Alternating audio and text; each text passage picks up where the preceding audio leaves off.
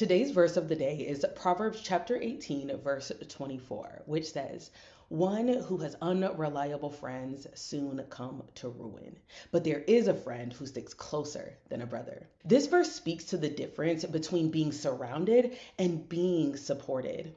You can have many relationships or many people in your world and still lack the safety of someone who is there for and with you when it matters the most. Proverbs is honest about this. Unreliable relationships carry consequences.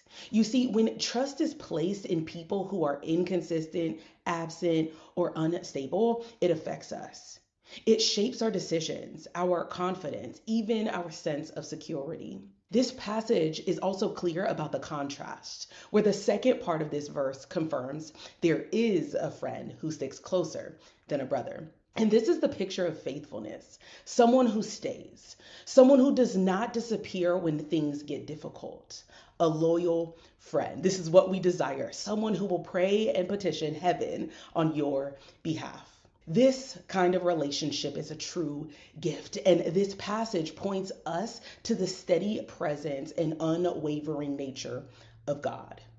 Where people's support may be conditional or one sided, God's commitment does not shift depending on circumstances. I invite you to take a moment to examine, who am I relying on for support and stability? And am I building relationships centered on faithfulness over familiarity? So today, choose to strengthen the relationships that matter most.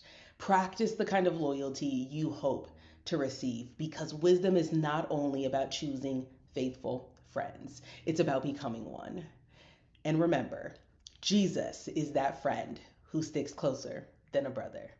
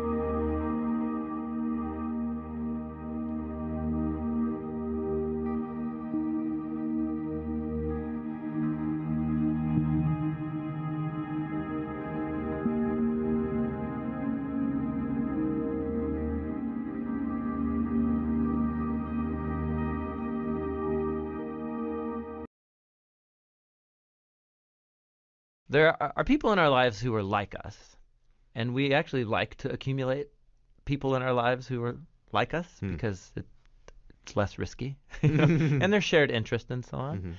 But formative relationships tend to be people who, even though if they're similar, there's something about them that's really different, and it enriches our lives because of that difference. This was a point that C.S. Lewis made about reading literature. This is the concluding line. He says, "In reading great literature, I become 1,000 humans and yet remain myself. Like the night sky in a Greek poem, I see with a myriad eyes, but it is still I who see. Here, as in worship, in love, in moral action, in knowing, I transcend myself and am never more myself than when I do." So good. Yeah. So good. Yeah.